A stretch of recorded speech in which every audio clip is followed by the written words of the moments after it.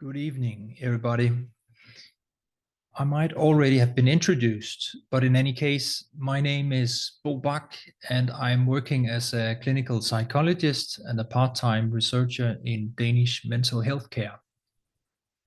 I'm very sorry that I could not be there with you tonight, which is due to some private circumstances, unfortunately. If you have any questions for this presentation, please don't hesitate to reach out to me, contact me by email. I have the email listed here. And you can also download the slides for this presentation on this website. So for the next hour or so, I will be talking about this title here, the ICD-11 classification of personality disorders and related traits, and their implications for a psychological understanding of human personality and clinical assessment.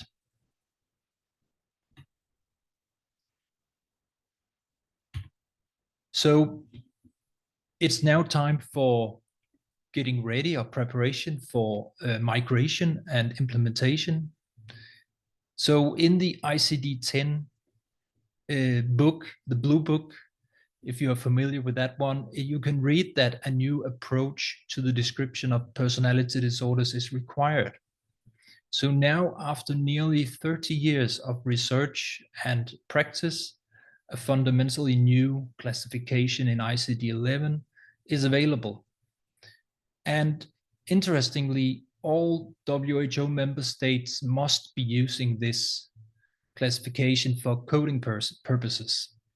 And you can all access the ICD-11 diagnostic descriptions, clinical descriptions, and diagnostic guidelines using this link here. It's freely available there. You can browse and look up all the different diagnostic groups here, including personality disorders. And you can also sign up for this free global clinical practice network where you can participate in field trials, although the personality disorder field trials have already been completed. And you can also participate in training courses, which I also recommend. You can sign up for free here. So here we can see what we are about to leave and what we are going to adopt in clinical practice here. So the familiar types of personality disorders, the categories over here, are completely equal in terms of severity. We don't have any guidelines to interpret them or to distinguish between them in terms of severity. We just have these types, which are traditional and they are very important, historically speaking. But maybe the most important of all of them is the unspecified personality disorder, which is sort of an expression that there is a personality disorder. It is diagnosed, but we just don't know which flavor or what type we're talking about yet. So, for example, in Danish mental health care, this would be used by the family doctor, who is referring to hospital psychiatry, outpatient treatment, for example. And then in hospital mental health care, we decide which type that applies to the patient. And usually we have more than one. We have at least two types that apply, and some people call that comorbidity, even though there's only one personality disorder which can be characterized by different types and different flavors. And we also have this subdiagnostic, subclinical code for accentuation of personality traits, which might correspond to what we see over here. So let's start with the ICD-11, because we're completely leaving these categories. And the most important focus in the ICD-11 is what is a personality and what does it mean to have a disordered personality. So we're dealing with personality functioning essentially based on the presence or absence of a personality disorder. And it's also possible to recognize that there is a subdiagnostic level of personality dysfunction coded with this personality difficulty.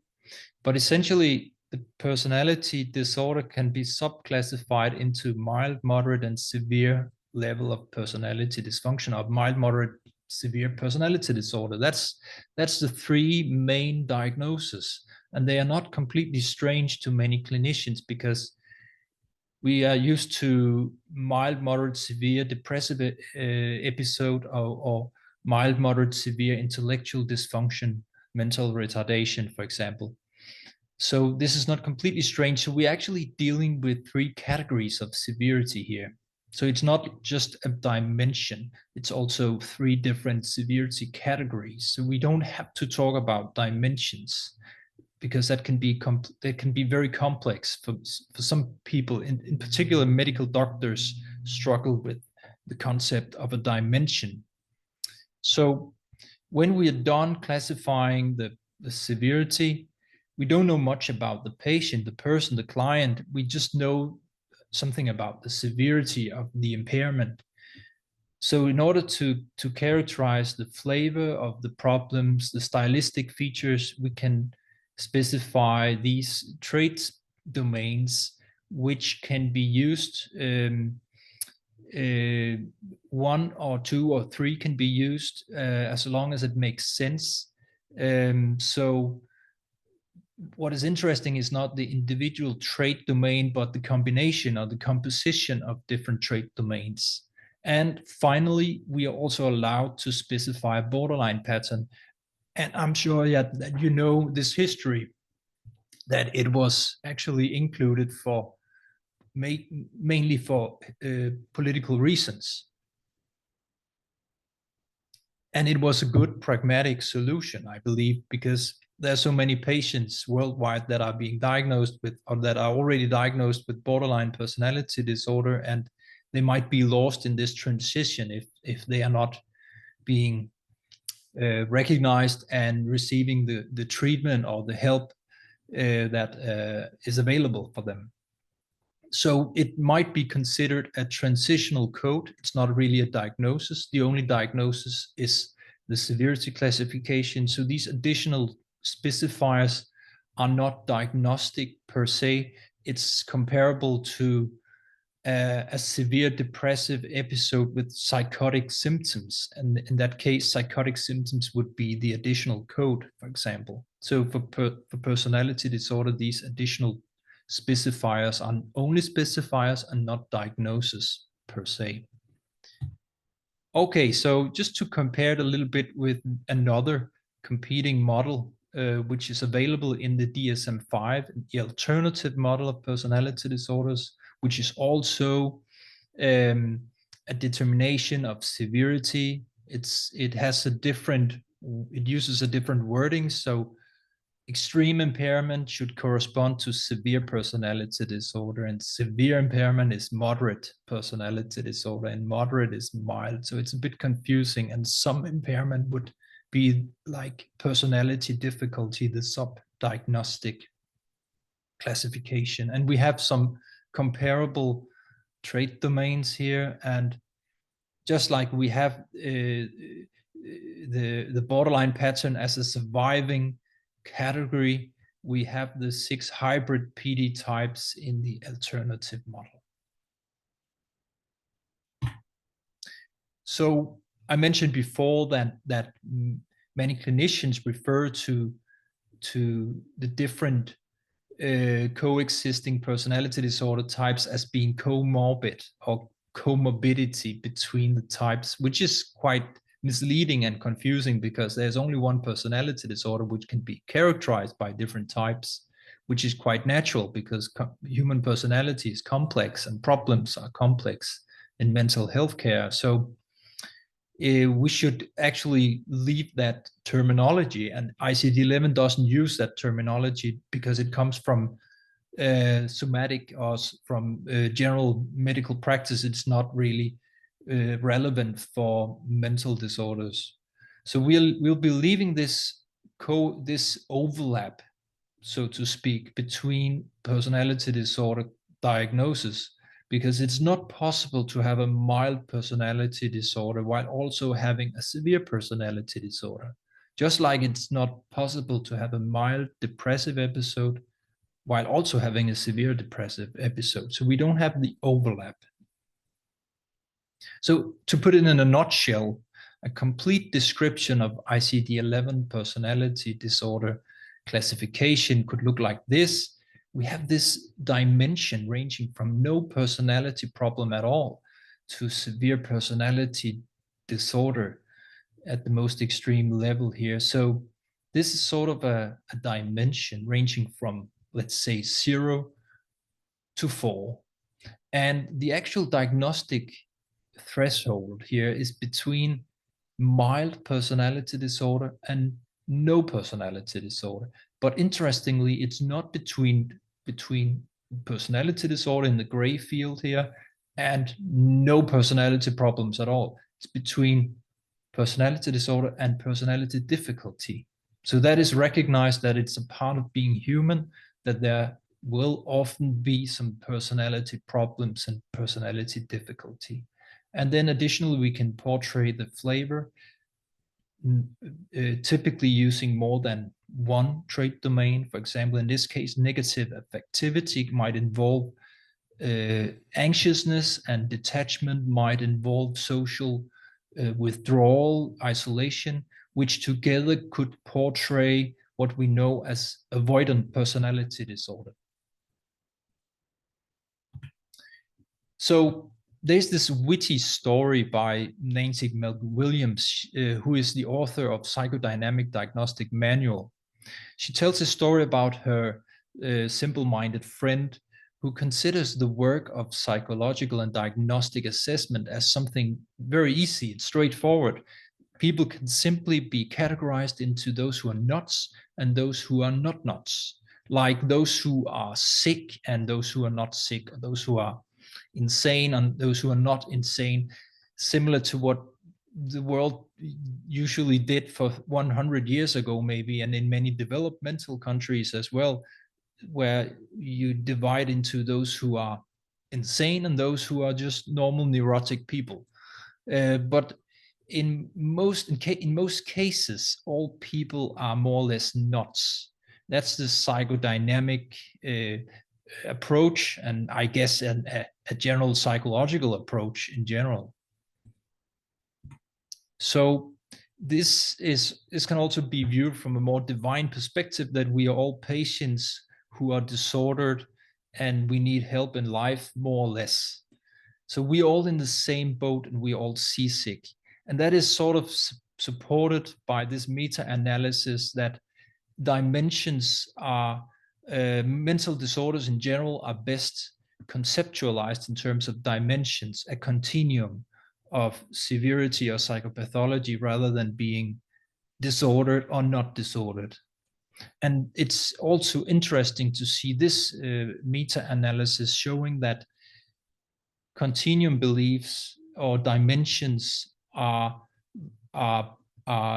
less stigmatizing than categories. So when we use categories saying that individuals, clients, patients are either disordered, sick, or they are not disordered, that is more stigmatizing. While if we approach, or if we conceptualize mental disorders as more or less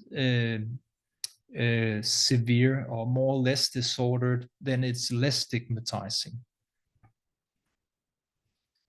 So we therefore want to ask how nuts and what kind of nuts, and how nuts is corresponding to severity, while what kind of nuts is related to traits. So just to repeat, severity refers to what level of dysfunction, for example, mild personality disorder or severe, while traits refers to what kind of dysfunction, for example, disinhibition or anancastia. And I already showed you the correspondence between AMPD, the alternative model in DSM-5, and ICD-11. And as you can see here, moderate impairment overall corresponds to mild personality disorder, severe impairment to moderate personality disorder, and extreme impairment to severe personality disorder. And if we go back in more traditional, a traditional model of personality functioning, Kernberg's important and historical model, which is also updated recently, we have 3 levels of borderline organization, which also seems to correspond to mild, moderate, and severe personality disorder, while neurotic organization might correspond to personality difficulty, subdiagnostic or subclinical features. So this is sort of back to the future when we are dealing with overall or global personality functioning, which is this is an old framework from Kernberg, and as you can see, we have the different levels of organization here, where the lowest, most severe levels involve immature defenses, poor reality testing, lack of mature defenses, while the more neurotic or healthy levels of functioning involve absence of immature, regressive, and primitive defenses, while there are more mature and healthy kinds of defenses, for example, and less compromised reality testing. Okay, so now we are going to the most central part of the ICD-11 classification, table 618, which you can find in the complete description, clinical descriptions and diagnostic requirements. And as you can see here, we have aspects of the self listed here, and we have interpersonal dysfunction listed here. I won't go into details now, it's information overload, but as you can tell, we have the self, interpersonal, and then we have the manifestations, emotional, cognitive, and behavioral manifestations, and the overall psychosocial impairment and distress. So these components all together are used to determine the severity or the presence of a personality disorder and the severity of a personality disorder. So this is essential, this table here, and we will go more into detail with that right now. So as you can see here, we have the aspects of the self listed here, and they always interact with interpersonal functioning. The self will always interact with other people. And these manifestations will always appear when these aspects of functioning are compromised in different ways and in different levels. And there will always be a certain level of global psychosocial functioning, which can be more or less compromised, for example, in terms of personal, family, social, educational, occupational, or other significant aspects of functioning. So let's go through them. The sense of self, the sense of identity can be, for example, it can be too loose, it can be incoherent, as we know it from borderline personality disorder traditionally, which is also a metaphor for severity in general, severity of personality pathology. So sense of self is important because it is leading many of the other features here. So it can be too loose and incoherent, inconsistent. It can be overly rigid and too fixed. And we'll go more into detail with that later. And self-worth can be too low, too poor, too high, too pumped up self-worth, so to speak, grandiose. So it can also fluctuate between those two. Self-perception, the individual can overestimate own strengths and underestimate own weaknesses. And other individuals might overestimate own weaknesses and underestimate own strengths. So that is a part of having an accurate perception of own strengths and weaknesses.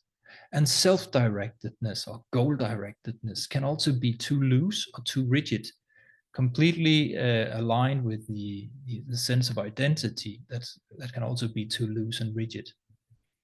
And that's also usually linked to identity, just like self-worth and self-perception. So we need to consider all these components as completely intertwined, and they all go together. It's not like different criteria or something we need to count, something we need to approach globally, holistically. And when we're dealing with these aspects of the self, we will always see interpersonal issues as well. For example, engaging in relationships, if the sense of self-worth is very low, it might show up as avoidance, or avoiding other people because other people might reveal own inadequacy, own low self-worth. It might also be compromised in terms of desperate longing for other people, because who am I? Who am I if other people are not there, or if another person is not there in my life? So it might be something that compensates for a completely compromised identity functioning. Perspective taking is another term for what we would call mentalization or social cognition. There can be too little perspective taking, like hypermentalization, and there can also be too much of it, like hypermentalization, reading too much in between the lines. And mutuality in relationships applies to give and take relationships. Sometimes there's too much giving into, so too much submissiveness and subjugation, and sometimes there's too much taking and too much dominance, which is very much related to conflict management. Some people prefer a good conflict all the time, and if there's no conflict, no tension, then they will kickstart the conflict, or maybe make sure there's a conflict all the time, and they can be overly aggressive and have a hard time choosing their fights. So this is maybe, if for those of you who have ever watched Dr. Phil, you can think about this. Do you want to have peace, or do you want to have do you want to be right? That is actually an important skill to be able to balance. Sometimes it is important to pick your battle, and to complete that battle. Other times it's best to resign and to make peace, and that is an important capacity as well. So when all these capacities are compromised in different ways, and in different levels, at different levels of severity, we will also see manifestations at different levels of severity. And for emotional manifestations, we can see problems with experiencing or expression of emotions. For example, alexithymia. It could be alexithymia. It could be like being very explosive when feeling difficult emotions, which is also seen as problems with regulation of emotions, under-regulation, when it's not possible to suppress emotions, when the healthy defense of suppression is not there, then it might be very dysregulated. It can also be over-regulation, so no emotionality is allowed, so it's completely restricted and suppressed. And recognizing emotions can be difficult. For example, not recognizing or approving or admitting to have difficult emotions such as anger or sadness, and maybe in severe cases attributing the difficult emotions to other people, like projective identification. And we also see problems with reality testing at different levels. At the most severe level, we are at the border to a psychotic condition. It can be transient psychotic features. At more light levels, it can just be simple cognitive distortions, as most of us experience. And decision-making can also be compromised, in particular in situations of uncertainty. What do I do now? How should I act? Some people are paralyzed.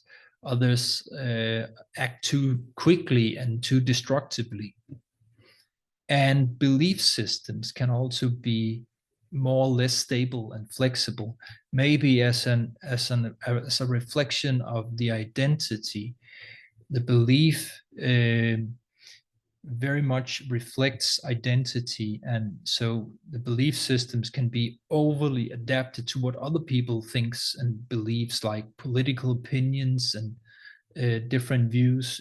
So there's no independence. It's all based on what other people think, like all too flexible beliefs. It can also be extremely stable beliefs which are not possible to modify in any way. And self-control, behavioral self-control, can be too extreme. So there's no authenticity, no fulfillment in life. Everything's restricted and controlled. But it can also be too weak, like too little self-control, with too much impulsivity and destructive impulsivity, for example. And harm to self might even be a part of that. Harm to self can also be an inappropriate way of responding to difficult emotions. Harm to self and aggression could be the same, an inappropriate way to handle difficult emotions and externalizing them and directing the difficulty towards others, maybe, or maybe more instrumentally in terms of violence and so on. Okay, so this was just a quick review, and it's important that you think of all this as a global evaluation of all these components at the same. They usually go together, so it would be very unusual that one is extremely compromised and others are not.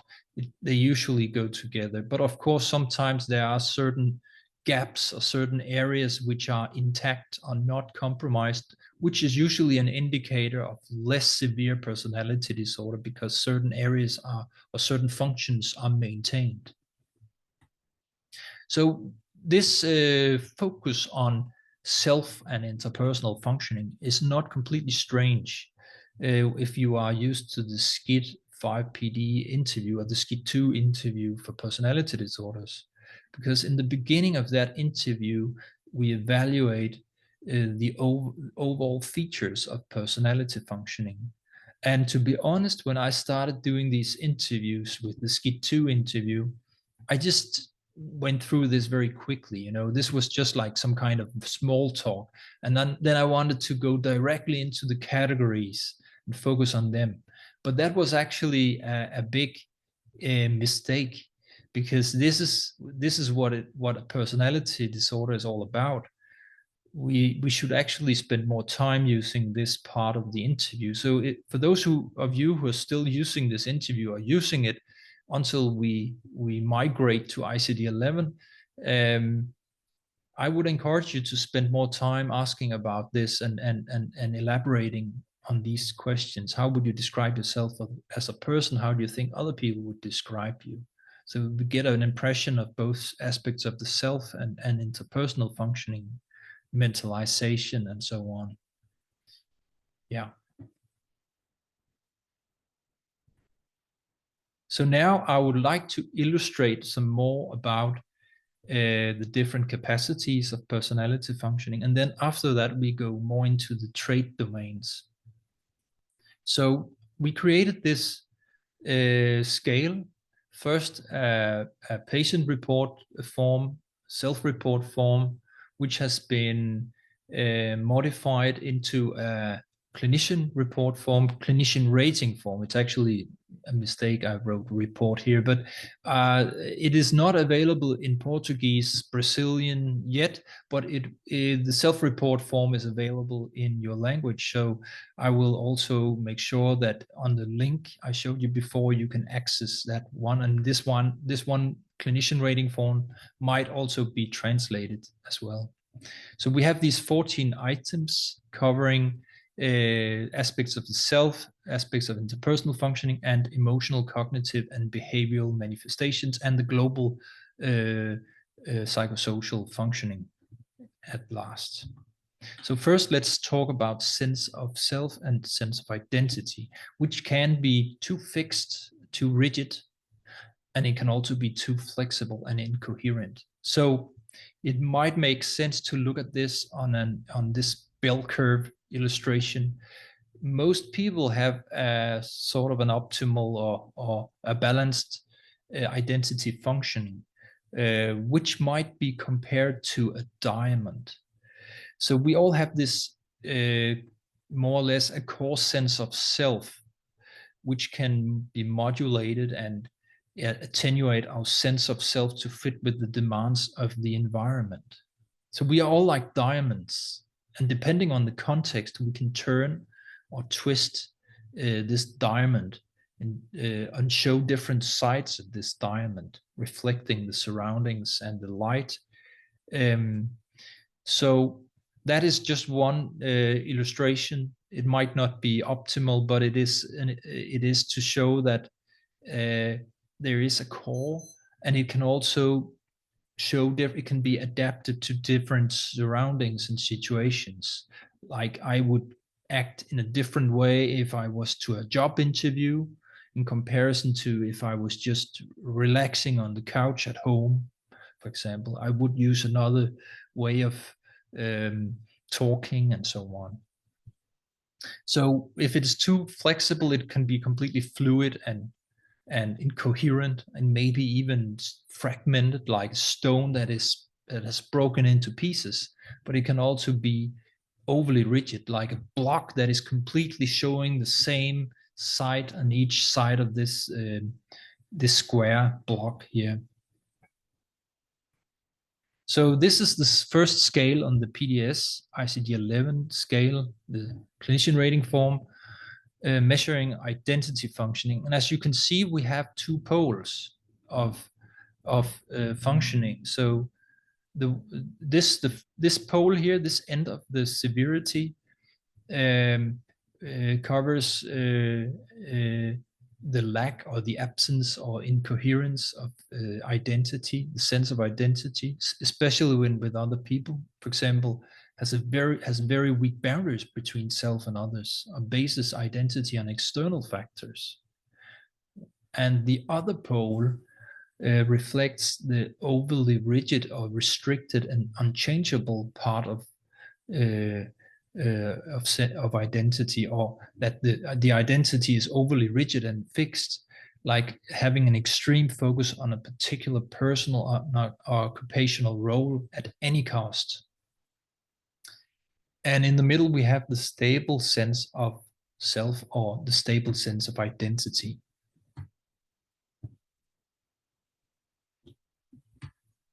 So I would also like to emphasize some of the situational dynamics we may think of when we talk about self-view, self-esteem, sense of self, because the ICD-11 recognizes that an individual may suffer from difficulty maintaining a positive self-view in one situation, for example, self-worth, while having an unrealistically positive self-view in another situation. So we sometimes see that. For example, with those most severely disordered and those having vulnerable narcissism with fluctuations between grandiosity and inferiority, for example, or shame. Self-direction might, on this pole, be characterized by inability to set or follow realistic goals. For example, being so impulsive or rash in their behavior that it causes problems, and can also be significant goal inhibition. For example, if the person is paralyzed by fear or shame, so they are not able to act or to set any goals, they fear all situations because of that. And on the other pole, we see the opposite, that the person can be overly goal-driven and finds it nearly impossible to adjust or change goals. For example, being completely uncompromising, extremely stubborn in order to reach a certain goal. And there are also situational dynamics we may consider when talking about self-direction. For example, ICD-11 recognizes that problems with emotional regulation may cause the individual to give up easily in one situation.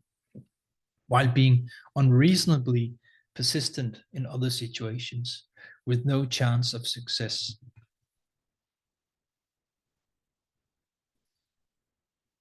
And now we look at this item here related to the ability to understand the perspectives of others. And here we can think of mentalization and social cognition.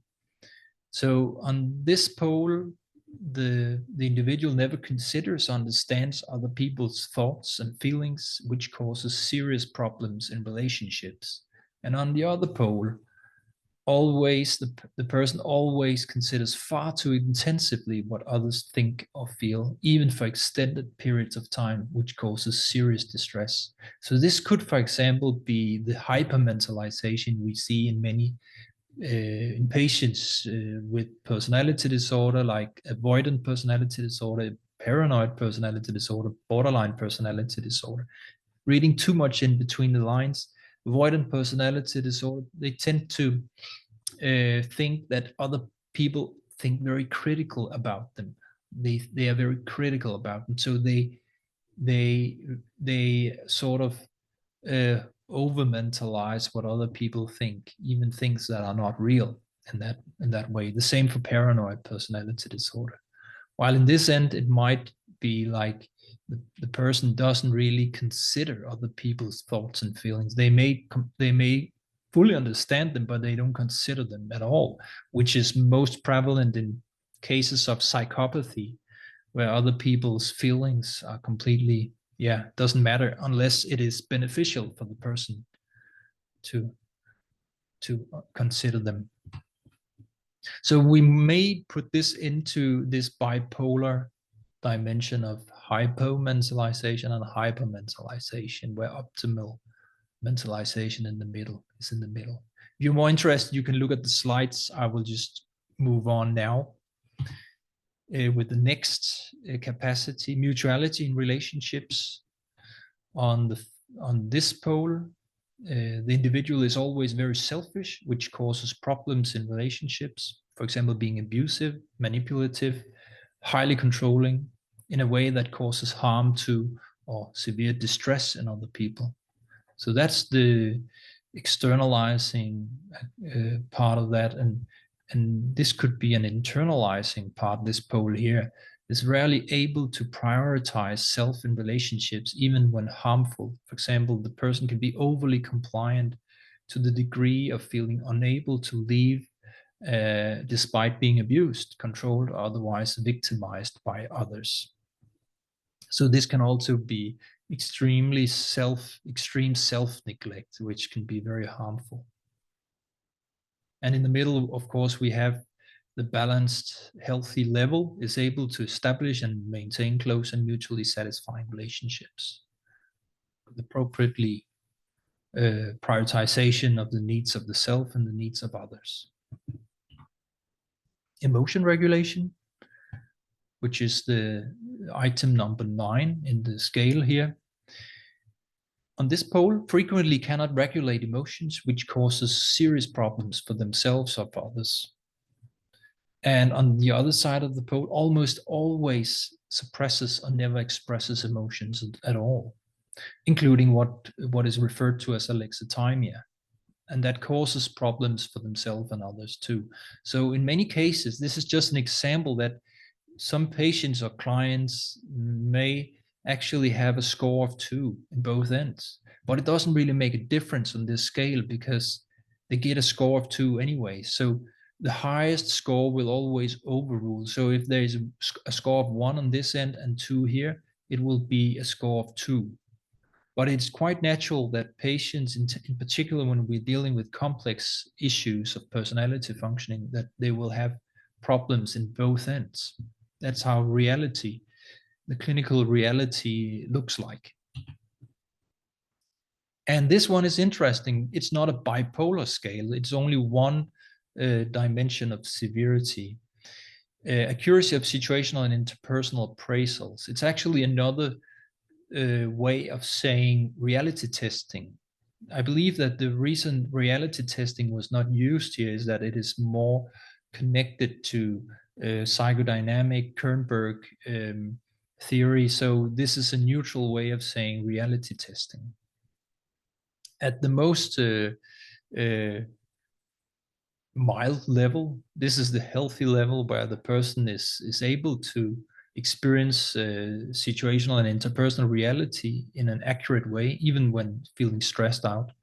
And as you can see here, the milder levels may involve some distortions. And those of you who are familiar with Aaron Beck's cognitive behavioral therapy, and I'm sure most of you are, many of you are, may think of cognitive distortions in emotional disorders like anxiety and depression.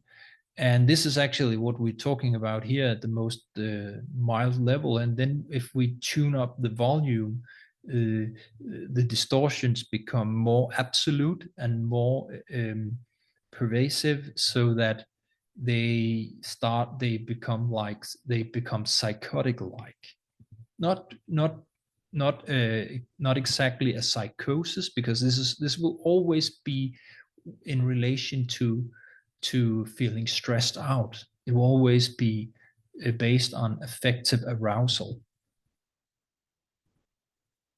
So just to repeat, milder impairment of this aspect here is just cognitive distortions as we see them at the neurotic level of emotional disorders, while more severe impairment may reveal transient psychotic-like features, as we know them from borderline emotional problems.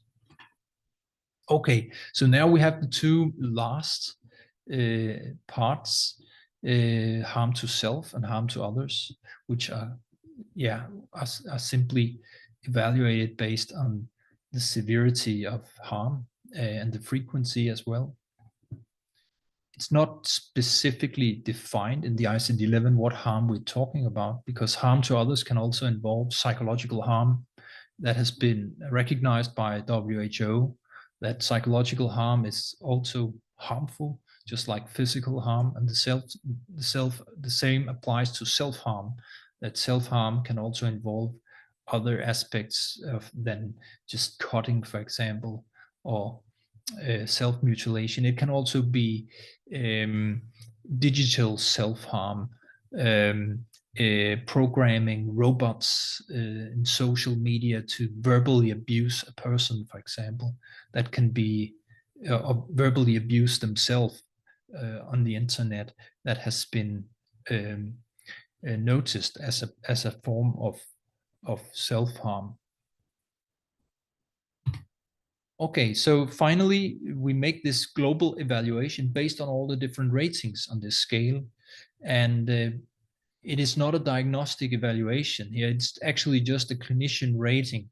The diagnostic evaluation is not, it should be based on a clinical interview. So in the future, there will be a structured clinical interview, and it's actually currently being developed. So but it's just not released yet. But this might indicate level of personality disorder, at least the level of personality dysfunction, based on the pervasiveness of problems and the severity and so on.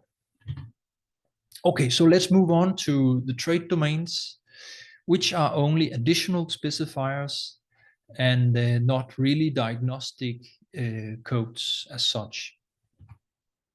We are, as psychologists, at least, we are most of us are very familiar with these trait domains in terms of the big 5 trait domains. So these are a pathological or abnormal or dysfunctional variants of the big 5 trait domains. And these ICD-11 trait domains also align with the AMPD trait domains, as I already mentioned, except that we don't have the psychoticism domain included in the personality disorder diagnosis, because that's in the WHO, psychotic features are, or like psychoticism as a stylistic feature is not related to personality disorder. It's a part of psychotic and schizophrenia form disorders. Instead, we have anancastia in ICD-11, which corresponds to reverse disinhibition. And it might be more informative to look at the correspondence between normal big 5 personality traits and the ICD-11 trait domains. As you can see, high neuroticism is comparable to negative affectivity. Extremely low extroversion or maladaptive low extroversion is corresponding to detachment, low agreeableness to dissociality, and low conscientiousness to disinhibition, and high conscientiousness, maladaptive high conscientiousness to anancastia. Okay, we can just go through these briefly. Negative affectivity, a tendency to experience a broad range of negative emotions with the frequency and intensity out of proportion to the situation. It typically includes anxiety, anger, worry, fear and vulnerability, hostility, shame, depression, pessimism, guilt, low self-esteem, and mistrustfulness. It's actually the most common domain, so to speak, in mental health care, because if a person, a client, or a patient doesn't have this trait domain, or is not characterized by this trait domain, they probably won't seek any help because they don't really suffer that much then. So this is what we usually see. This is sort of the juice that goes together with all the other trait domains. So neuroticism or negative affectivity will usually be a part of the problem in mental health care. And detachment might involve interpersonal detachment, where the person detaches from other people because they might trigger or activate difficult emotions, for example, or other people are just annoying or overstimulating. And it might also be emotional detachment, where the person is detaching from own emotionality. Usually these two go together because other people may activate problems and emotions that are difficult and unwanted, but our own emotions are also problematic. So that might be two sides of the same coin. Dissociality is based on features of self-centeredness, which covers entitlement, grandiosity, but also what we would think of as histrionic features: attention-seeking, sensation-seeking, and lack of empathy, with the more explicit psychopathic features being exploiting and ruthless, deceptive, manipulative, physically aggressive, and sometimes even taking pleasure in others' suffering. So research suggests that this domain of dissociality is much more consistent with the traditional concept of psychopathy, for example, in comparison to dissocial or antisocial personality disorder, which is not a pure disorder. It's a mixture, a heterogeneous mixture of disinhibition and dissociality. So this is a more pure domain, much more in alignment with psychopathy. And disinhibition is the pure form of impulsivity and a tendency to act rashly based on immediate external or internal stimuli. Impulsivity, distractibility, irresponsibility, recklessness, and lack of planning. And anancastia, which involves rigid standards of perfectionism and rigid standards of what is right and wrong, and controlling one's own and others' behaviors and controlling situations to ensure conformity to these standards. So this is actually a very pure domain, very restricted domain. It's just like the style and the person characterized by this trait domain, then the domain itself is also very pure and restricted, very clean. So what is most interesting is to consider the composition of different trait domains and the blends, not really the trait domains separately. That's not very interesting or juicy. This is interesting because we have, typically we see negative affectivity in most combinations in mental health care, in general mental health care. Maybe in forensic practice, we don't have that much negative affectivity. But if we just look at negative affectivity can be combined with detachment primarily, then we will see a more internalized expression of the negative affectivity, blaming self, directing difficult emotions towards self. And if we combine negative affectivity with dissociality, the difficult emotions are externalized, blaming other people. And negative affectivity might also be combined primarily with anancastia. And then we would see, for example, neurotic perfectionism with risk aversion and so on.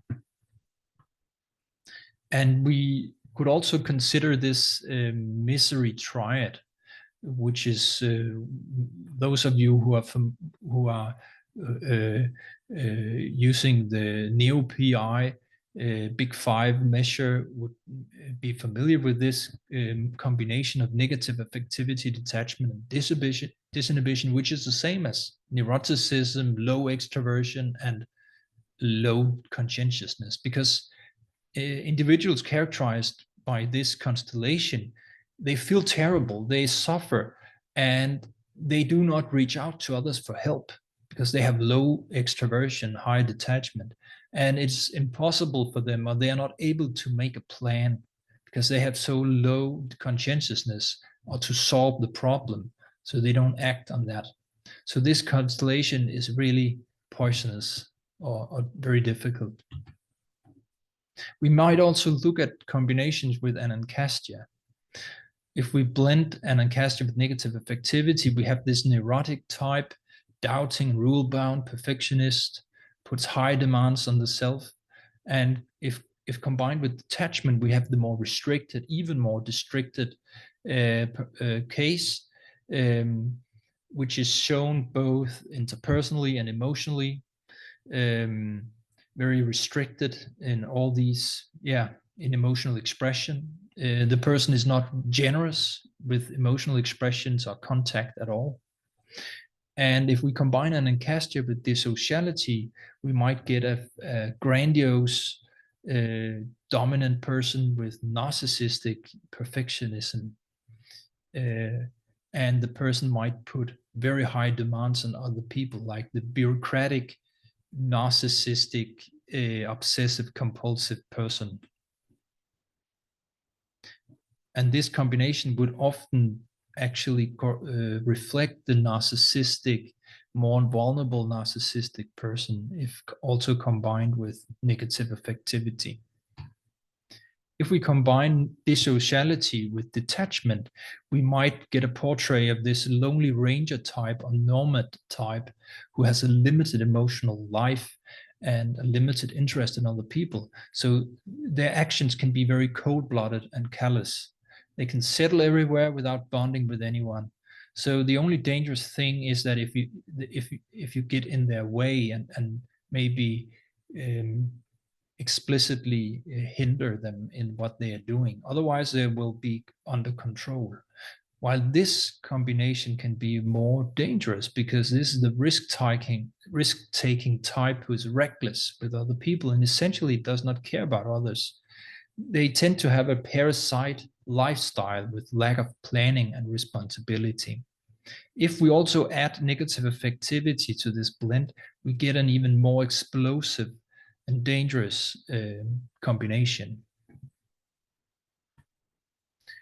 So just to put it short, so why do we need these trait specifiers? Let's think about two different patients, patient 1 and patient 2. Both have the same diagnosis in terms of moderate personality disorder, and both have problems in their relationships in a way that in those relationships that do exist in the same way, but it happens in different ways. Patient 1 is primarily characterized by dissociality and anancastia, while patient 2 is characterized by negative affectivity and detachment. So because of these trait expressions, we have different manifestations.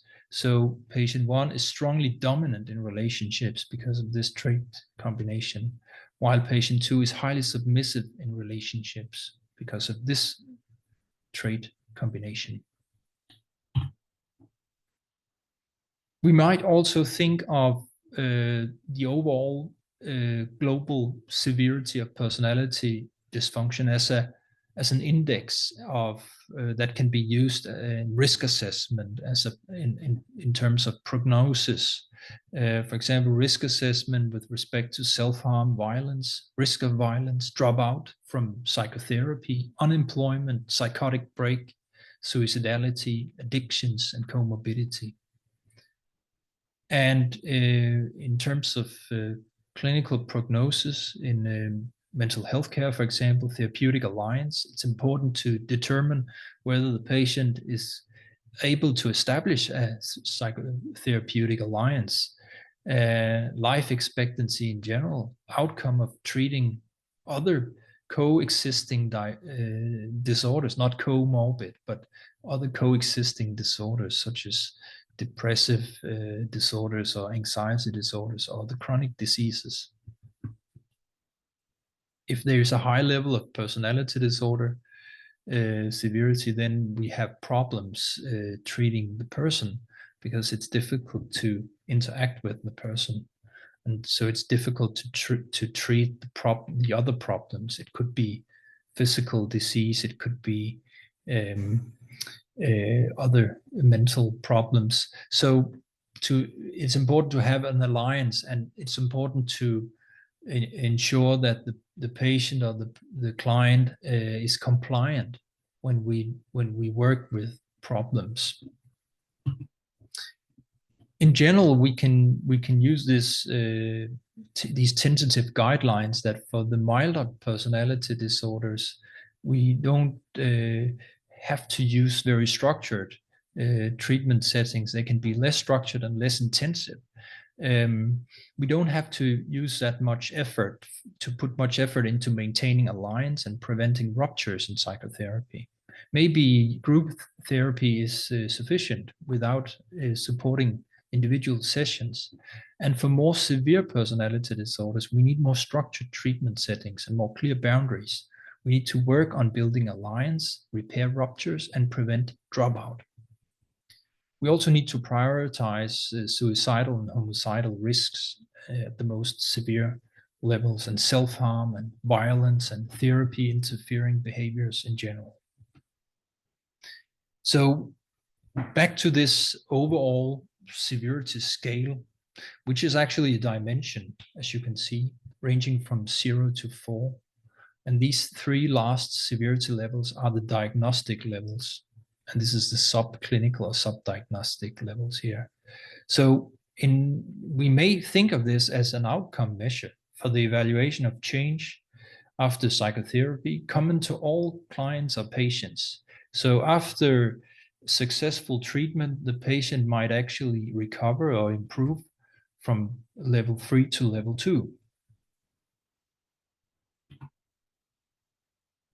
This is a case from clinical practice at our hospital, actually.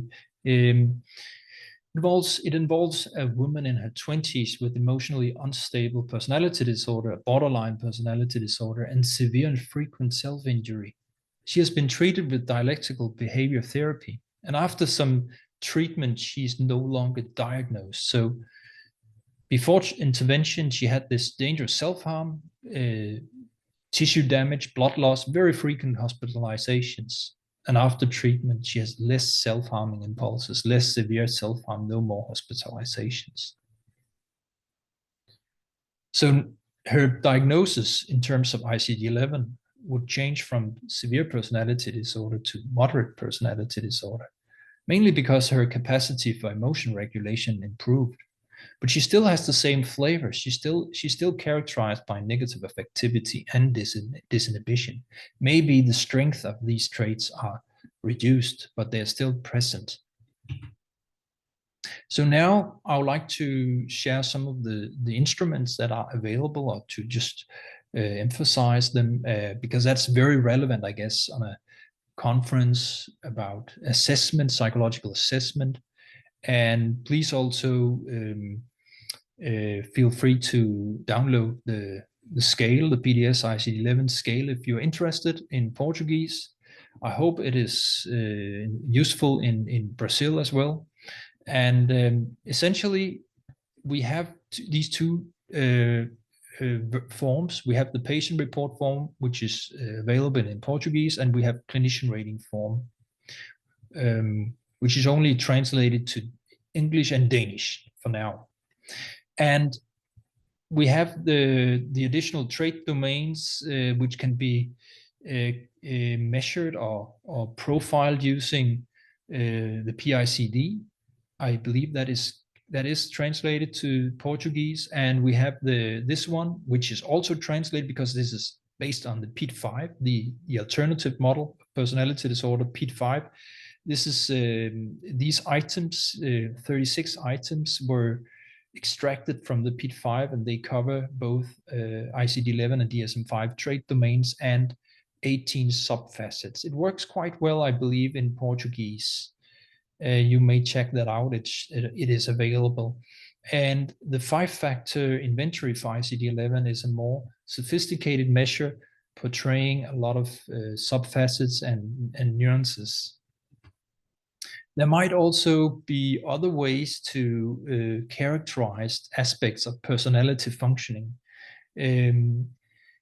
For example, the thematic perception test, TAT, and the scoring system, social cognition object relation scale global. If you are familiar with that, it is. I consider this framework as very informative and useful if we would like to characterize personality functioning without using self-report or interview-based information, but also other sources of information.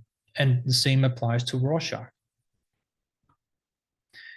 So, and of course, we refer to this as projective testing, which I think could be very interesting to prioritize in certain cases.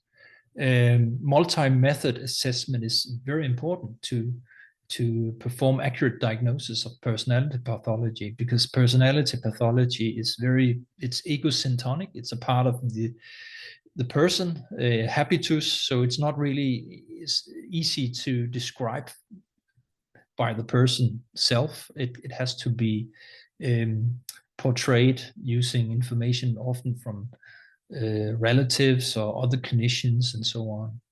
So projective tests can be said to provide a window into how individuals perceive themselves and how they relate to other people. So we capture features of self and interpersonal functioning in that way. The author Oscar Wilde said that man is least himself when he talks in his own person. So give him a mask and he will tell you the truth.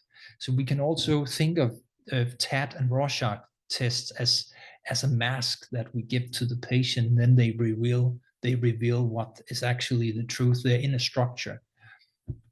But we should, of course, do that in a critical manner. So this is an overview of the trait measures. And as you can see here, not all of them, because I only included those who also have subfacets here. So you can see we have this 30 item, which is a part of the PID-5 brief form plus modified. And it's 30 items because the psychoticism domain has been excluded from this one here. But I would recommend using that one if you need a feasible short measure. Otherwise, we have the 5-factor model inventory here for ICD-11 with 121 items and a lot of informative facets. And we have also an algorithm developed for the PID-5, which is including a lot of facets as well. And Leanna Clark and her colleagues developed a preliminary set of scales, which is also interesting, and you can also check that out. And I'm now jumping back to the projective testing, the Rorschach. I'm sorry about this gap here. So this is just an example of how the Rorschach measures scores can be informative for different aspects of personality functioning. I recommend, if you're more interested, to look at these slides a little bit more. You're also welcome to send me an email, but we'll skip these for now. And the same for the TAT test here. You can see that identity and coherence of self, complexity of representation of self is informative for these aspects of personality functioning in ICD-11, and self-esteem and affective quality of representations, emotional investment in relationships, and emotional investment in, that's informative for these aspects of interpersonal functioning. Yes. So this is actually the Portuguese version of the PDS ICD-11, and as I already mentioned, you can download it from this website. We recently, or it's about to be published, it's not published yet, in Denmark by Congresso.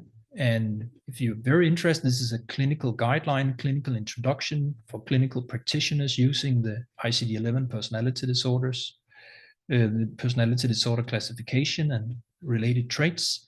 If you're interested, you might reach out to the publishers in Brazil, and here they are preparing a translation as well in your language. So while we wait for the implementation of ICD-11, and while we still use the classic traditional personality disorder categories, types, we may think of borderline criteria, the number of borderline criteria, or the symptom score, borderline symptom score, as a useful indicator of global personality disorder severity. While looking at the other personality disorder types as more stylistic trait features, because borderline is actually much more consistent with the metaphor, the original meaning of borderline as a metaphor for severity. So that is empirically supported by these studies. So I recommend thinking about borderline criteria or borderline score as an index of severity, and thinking of the other types as similar to trait domains. So now I would like to thank you for your attention. And once again, I'm sorry that I couldn't show up spending time with you in Brazil this time, but you are very welcome to send me an email, and you get the slides on this website. It's danishpersonlighed.dk, PERSONLIGHED.dk. And you can find and download the slides and also the PDS ICD-11 scale. So I wish you a pleasant evening and a very nice conference.